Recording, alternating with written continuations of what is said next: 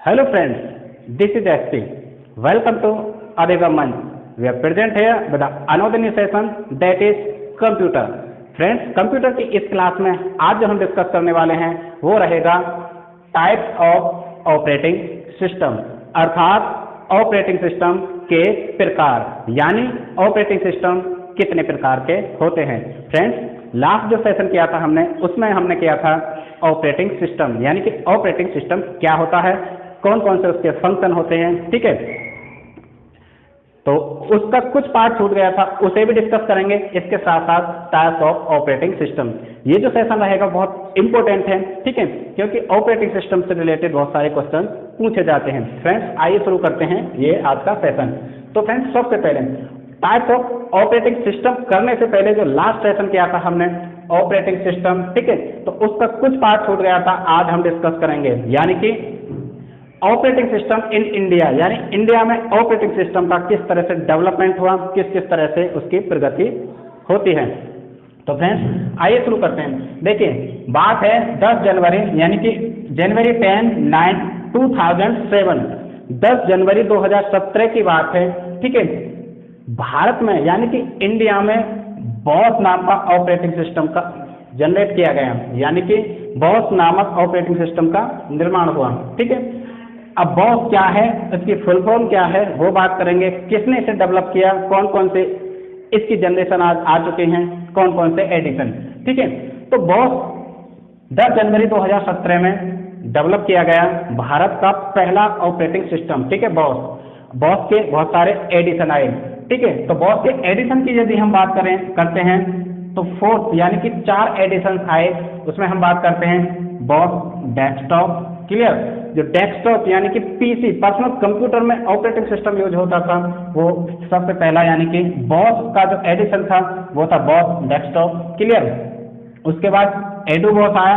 एडोबॉस मतलब education field में development करने के लिए, यूज करने के लिए, फंक्शन करने के लिए जो ऑपरेटिंग सिस्टम का निर्माण किया गया वो था एडोबॉस। ठीक है, ये इंडिया की हम बात कर रहे हैं। इससे पहले लास्ट क्लास में हम ऑपरेटिंग सिस्टम को कर चुके हैं। ठीक है, थर्ड की यदि हम बात करें तो बॉस एडवांस सर्वर। ठीक है, एडवांस सर्वर के लिए यानी एडवांस कंप्यूटिंग के लिए जो ऑपरेटिंग सिस्टम आया वो बॉस एडवांस सॉफ्टवेयर सर्वर आया। एंड फोर्थ की यदि हम बात करें तो बॉस मूल। ठीक है, ये कुल मिला के फोर्थ एडिशन बॉस के आए ऑपरेटिंग सिस्टम के, यदि हम इंडिया की बात करते हैं। ठीक है, इसके बाद यदि latest version of operating system in India की यदि हम बात करें फ्रेंड्स, यानी कि आज बिल्कुल करंट जो लेटेस्ट वर्जन आया है बॉस का या इंडियन ऑपरेटिंग सिस्टम का, वो कौन सा है, तो फ्रेंड्स ये रहा, यानी कि बॉस 8.0। 8.0 जिसे उन्नति नाम दिया गया। क्या फ्रेंड्स, उन्नति वो इंडिया का लेटेस्ट ऑपरेटिंग सिस्टम है। ठीक है, जो बॉस की सीरीज है, बॉस के जो एडिशन है वो ही है। तो यहाँ पे बॉस 8.0 जिसे उन्नति नाम दिया गया है, ये आया कब फ्रेंड्स, यानी कि 15 अक्टूबर 2019, 15 अक्टूबर 2019 को बॉस का 8.0 वर्जन आया जिसे उन्नति नाम दिया गया। क्लियर, ठीक है। तो फ्रेंड्स हमने बात की यानी कि development of operating system in India. यदि भारत में बॉस ऑपरेटिंग सिस्टम के डेवलपमेंट की बात करें तो इसका डेवलपर कौन है, इसका यानी कि निर्माण किसने किया, किसके साथ मिलकर किया, तो आइए उसे भी डिस्कस कर लेते हैं। फ्रेंड्स देखिए, डेवलपर की यदि हम बात करें तो किसने डेवलप किया, जो बॉस है वो किया सीडेक। ठीक है, सीडेक क्या है, सीडेक एक कंपनी है जो पुणे में स्थापित है। फ्रेंड्स यदि आपने हमारी कंप्यूटर से संबंधित और बहुत सारे सेशंस देखे हैं तो उसमें मैं सीडेक को डिस्क्राइब कर चुका हूं, सीडेक कंपनी के सीईओ कौन है या कौन थे उस समय। ठीक है, जब इसका पहले निर्माण हुआ, कंपनी प्रतिष्ठापित हुई। ठीक, उसके साथ साथ कंप्यूटर के क्षेत्र में इसने कौन कौन से वर्क किए हैं, फुल फॉर्म की यदि हम बात करें तो यहाँ पे डिस्कस कर लेंगे।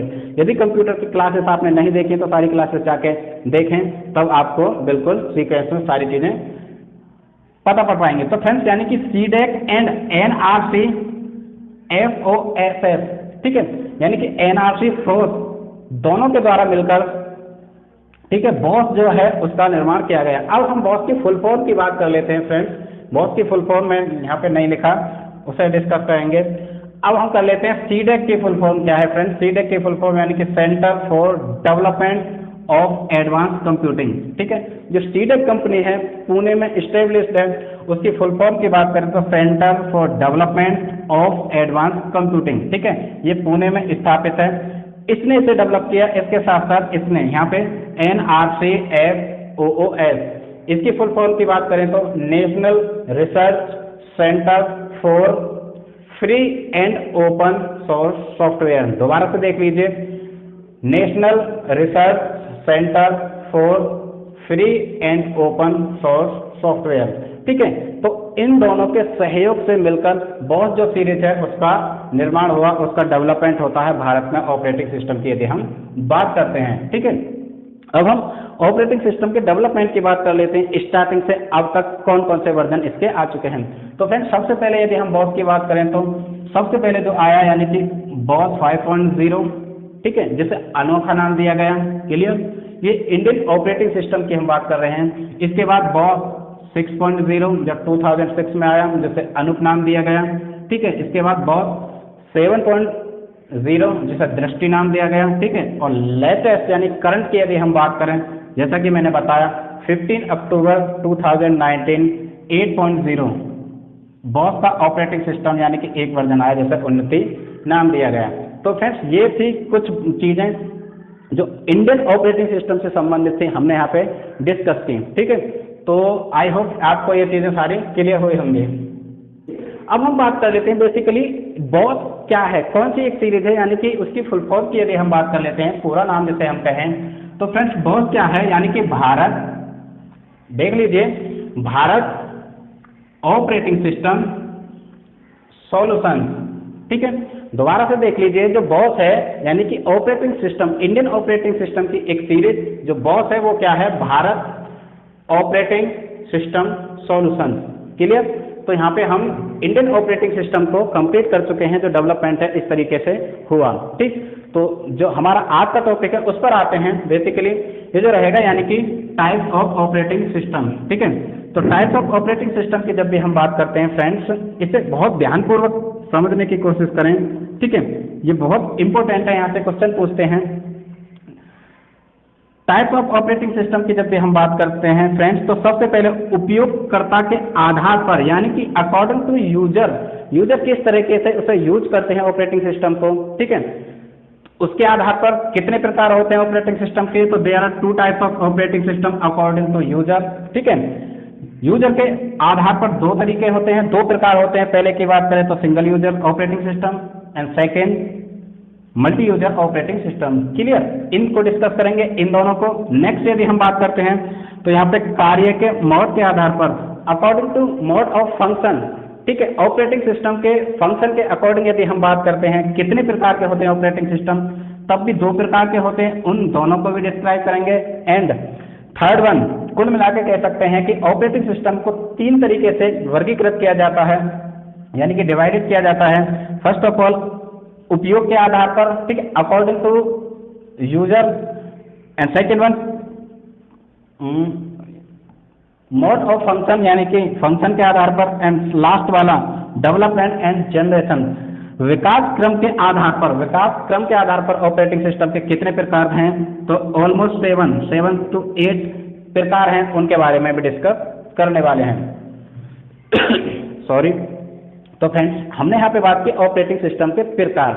अब हम देखते हैं यहाँ पे, तो फ्रेंड्स सबसे पहले हम बात करते हैं उपयोगकर्ता के आधार पर। ठीक है, यानी कि जो यूजर्स होते हैं ऑपरेटिंग सिस्टम को किस तरीके से यूज करते हैं, उनके अनुसार 2 तरीके से डिवाइड किया गया है। ठीक है, तो सबसे पहले हम बात करते हैं, फर्स्ट जो रहेगा हमारा, पहला रहेगा सिंगल यूजर ऑपरेटिंग सिस्टम, यानी कि जब ऑपरेटिंग सिस्टम को अकेला इकलौता एक यूजर उपयोग करता है, ठीक है, उस पर फंक्शन करता है, संचालित करता है, तो उसे सिंगल यूजर ऑपरेटिंग सिस्टम कहते हैं। या इस तरह से कह सकते हैं कि जिस ऑपरेटिंग सिस्टम में सिर्फ एक यूजर काम करता है उसे सिंगल यूजर ऑपरेटिंग सिस्टम कहते हैं। ठीक है, तो first single user operating system की यदि हम बात करें तो 1 user can work at a time, एक समय में सिर्फ एक यूजर, एक उपयोगकर्ता इस ऑपरेटिंग सिस्टम को यूज कर सकता है। बेसिकली हम बता देना चाहेंगे कि ऑपरेटिंग सिस्टम क्या होता है। लास्ट सेशन में हमने डिस्कस किया है कि ऑपरेटिंग सिस्टम एक सॉफ्टवेयर है,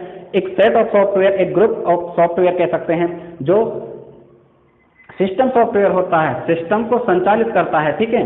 तो आप अच्छी तरह से सिस्टम सॉफ्टवेयर नहीं समझ पाए हैं तो हमारे लास्ट क्लास को देख सकते हैं, जिससे आप सीक्वेंस में चीज़ों को समझ पाएंगे, यानी कि ऑपरेटिंग सिस्टम क्या होता है। अब हम बात करते हैं यानी कि single operating system. Single user operating system में मैंने बात की, one user can work at a time, एक समय पर सिर्फ एक यूजर वर्क कर सकता है।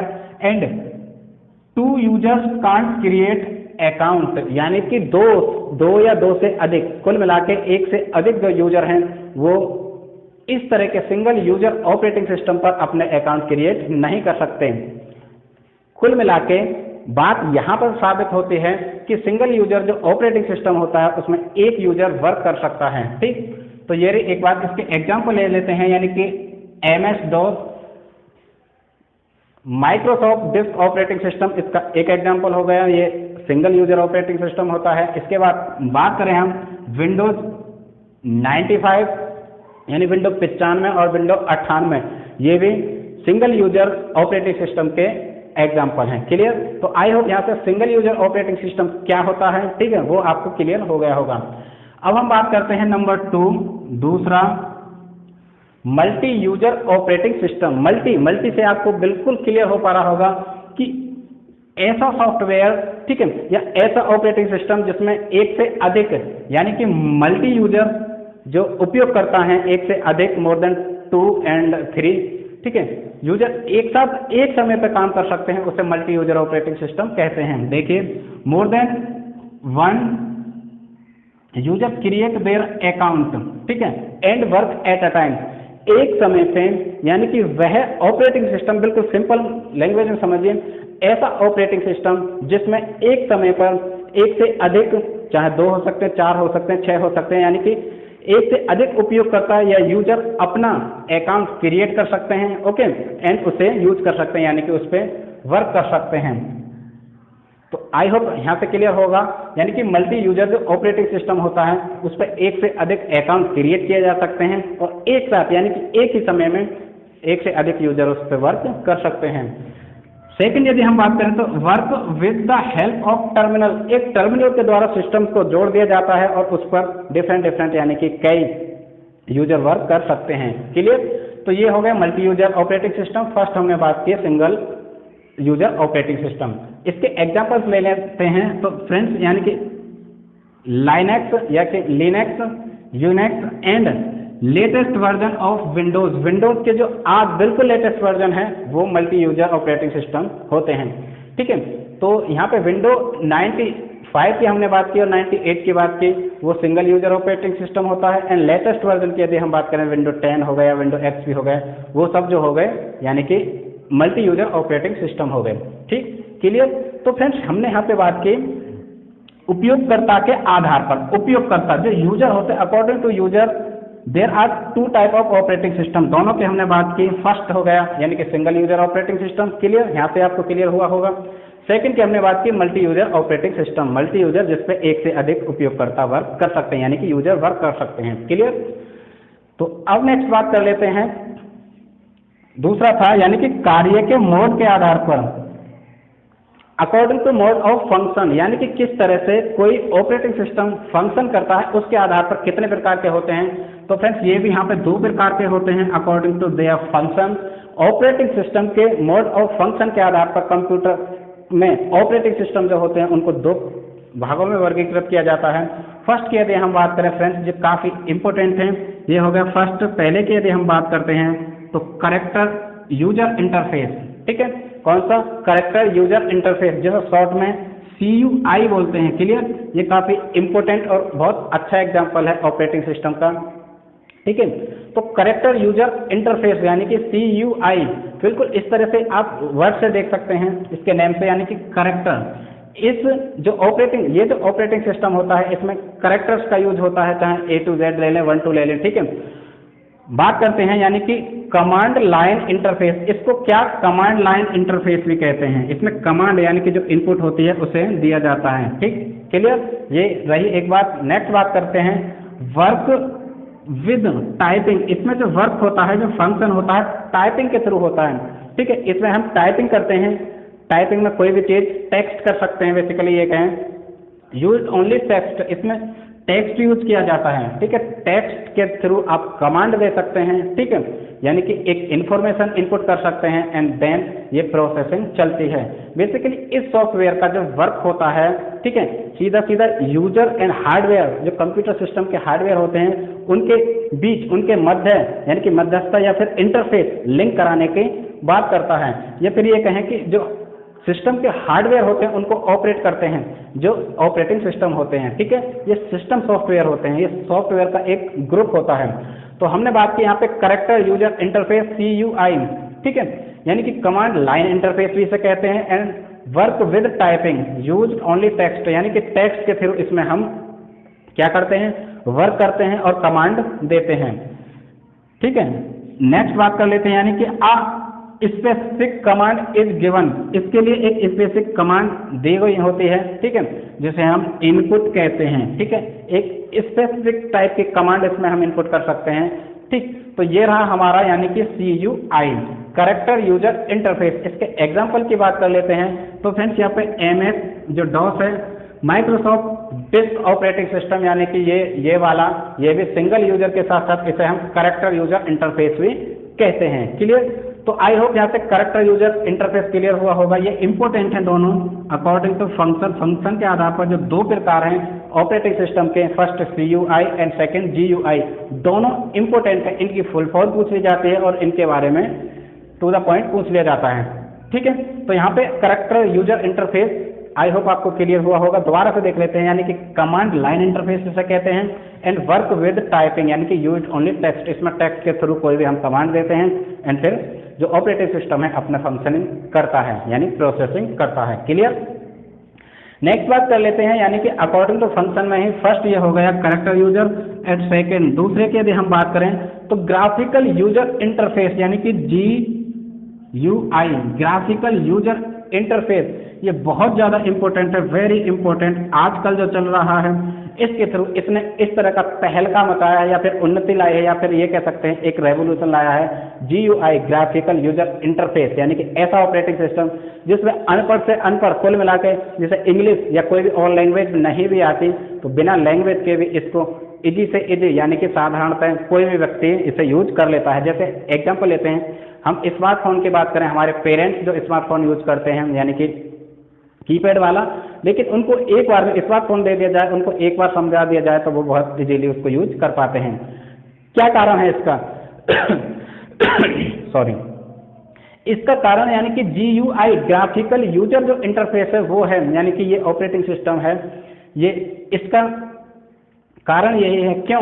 क्योंकि जब भी हम फ्रेंड्स यानी कि स्मार्टफोन को यूज करते हैं, आपने देखा होगा कि उसमें बहुत सारे आइकन दिए हुए होते हैं जिसे ग्राफिकल यूजर इंटरफेस कहते हैं, जो इंटरफेस दिए गए होते हैं, ठीक है। जैसे हमें वीडियो प्ले करना है, क्लियरली समझ लीजिए, तो इस तरह का एक आइकन बना होता है, ठीक। चाहे यहाँ पे लिखा हुआ है वीडियो प्लेइंग या वीडियो, ठीक है। किसी भी व्यक्ति को साधारणतः जो इंग्लिश नहीं जानता या और कोई लैंग्वेज नहीं भी जानता, तो उसे सिर्फ ये पता है कि यहाँ पे छोटे छोटे बच्चे भी आजकल स्मार्टफोन को बड़ी इजीली यूज कर पाते हैं, उसे पता है कि यहाँ पे क्लिक करने से वीडियो प्लेइंग हो जाती है। यानी कि जो इंटरफेस, जो फेस दिखाई दे रहा है, उसको कोई भी आइकन का उस पर क्लिक करके वो इजीली यूज कर पाते हैं, ठीक है। ये हो गया यहाँ पे। यदि टाइपिंग की बात करें या टेक्स्ट की बात करें, मैसेजेस वगैरह, उसका इंटरफेस एक दिया होता है स्मार्टफोन या हमारे कंप्यूटर सिस्टम में, तो उसको देखकर यानी कि एक इमेज, एक कैरेक्टर, एक आइकन के द्वारा ही कुल मिला के हम बड़े इजीली उसे यूज कर पाते हैं। तो फ्रेंड्स ये GUI का एक कारण है जिसके थ्रू कोई भी व्यक्ति कंप्यूटर या स्मार्टफोन को इजीली चला पाता है, ठीक है। सारे के सारे फंक्शंस उसे किसी लैंग्वेज विशेष की जरूरत नहीं होती, वो बड़े इजीली GUI के थ्रू चला पाता है। तो ये है GUI, यानी कि ग्राफिकल यूजर इंटरफेस। और एक और एग्जांपल ले लीजिए, जैसे स्मार्टफोन में ऑडियो प्ले या वीडियो प्ले की हमने बात हो गई, यदि हम PDF या मैसेजेस या आजकल व्हाट्सएप और बहुत सारे एप्लीकेशंस हैं, उनमें सिर्फ सीधा सीधा इस तरह से कोई भी आइकन बना होता है, ठीक है। तो गेम्स की यदि हम बात करें तो गेम का एक विशेष प्रकार का आइकन बना होता है, उस पर क्लिक करते हैं छोटे छोटे बच्चे, ठीक है, जिनको मोबाइल फोन की स्पेलिंग तक नहीं आती, वो बच्चे भी इसको बड़ी इजीली यूज कर पाते हैं, ठीक है। वो ओपन करने के बाद सिर्फ देखेंगे कि यहाँ पे गेम, ये जो आइकन है उनके माइंड में एक छप चुका है, एक पिक्चर, एक तस्वीर, उस पर क्लिक करते हैं एंड देन स्मार्टफोन प्ले हो जाता है, यानी कि गेम प्ले हो जाते हैं। तो फ्रेंड्स यानी कि ये ग्राफिकल यूजर इंटरफेस में एक डेवलपमेंट क्या है। अब हम बात करते हैं यानी कि बेस्ड ऑन ग्राफिक्स, यानी कि GUI ग्राफिक्स पर बेस्ड होता है, जो ग्राफिक होते हैं, clear. And input by keyboard and mouse also, यानी कि इसमें जो हम इनपुट दे सकते हैं या इनपुट कमांड देते हैं वो कीबोर्ड और माउस के थ्रू भी दे सकते हैं, क्लियर। यहाँ पे तो देते ही देते हैं, इस तरह से आइकन्स या ग्राफिक्स के द्वारा कीबोर्ड एंड माउस से भी कोई इनपुट दे देते हैं, ठीक।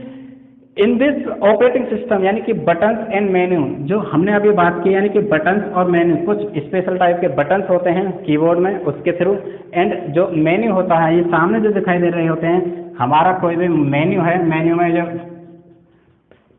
सारे के सारे जो मेन्यू दिखाई दे होते हैं आइकन्स, उस पर क्लिक करके हम बड़े अच्छे से ऑपरेट कर पाते हैं। तो फ्रेंड्स ये रहा यानी कि ग्राफिकल यूजर इंटरफेस, काफ़ी इंपॉर्टेंट है, वेरी सिंपल टू यूज, और इसको, हाँ मैंने अभी बात की, यूज करना बहुत ही सिंपल होता है, ठीक है। इसका एग्जाम्पल की यदि बात करें तो स्मार्टफोन, ठीक है, स्मार्टफोन सबसे अच्छा एग्जाम्पल है। तो फ्रेंड्स जो ऑपरेटिंग सिस्टम होते हैं, यानी कि कंप्यूटर के साथ साथ, सिस्टम के साथ साथ हमारे स्मार्टफोन, उसमें भी सब में अलग अलग तरह से वर्क करते हैं। तो ये रही एक बात। फ्रेंड्स हमने यहाँ पे बात की यानी कि types of operating system. Types of operating system तो दो तरीके से हैं, उसको हमने यहाँ पे डिस्क्राइब किया। सबसे पहले यानी कि उपयोगकर्ता के आधार पर, ठीक है, उपयोगकर्ता के आधार पर ये दो प्रकार हमने डिस्क्राइब किए, यानी कि single user inter operating system a multi user operating system. Then second हमने किया यानी कि कार्य के मोड के आधार पर, यानी कि मोड ऑफ फंक्शन, हमने वहाँ पे भी दो प्रकार डिस्क्राइब किए, यानी कि character user interface CUI and then graphical user interface GUI, इन दोनों को डिस्क्राइब किया। थर्ड यानी कि तीसरा हमारा बच जाता है विकास क्रम के आधार पर, अकॉर्डिंग टू डेवलपमेंट। फ्रेंड्स जिस जिस तरीके से कंप्यूटर का डेवलपमेंट हुआ है, कंप्यूटर की जनरेशन जो पीढ़ियां निर्धारित हुई हैं, उसी के आधार पर जो ऑपरेटिंग सिस्टम है वो भी डेवलप होता गया है, उसकी भी कुछ जनरेशन बनी है। तो according to development and generation, उसके आधार पर भी हम यहाँ पे ऑपरेटिंग सिस्टम को डिस्क्राइब करेंगे। ऑलमोस्ट 7 to 8 टाइप्स हैं उसके, जो काफ़ी इंपॉर्टेंट हैं, ठीक है, उन सबको डिस्क्राइब करेंगे। उसमें से एक दो को छोड़कर इम्पोर्टेंट नहीं है, बाकी सभी इम्पोर्टेंट हैं, तो उनको भी जो डिस्क्राइब करेंगे वो जो रहेगा हमारा फ्रेंड्स, यानी कि नेक्स्ट पार्ट में हम करेंगे। यहाँ पे इतना ही करते हैं, ठीक, यानी कि नेक्स्ट पार्ट में जो करेंगे हम अकॉर्डिंग टू डेवलपमेंट, कंप्यूटर के डेवलपमेंट विकास क्रम के आधार पर ऑपरेटिंग सिस्टम कितने प्रकार के होते हैं, वो नेक्स्ट पार्ट रहेगा।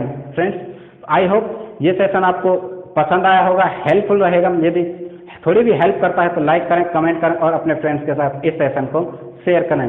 That was SP Singh signing off. नमस्कार।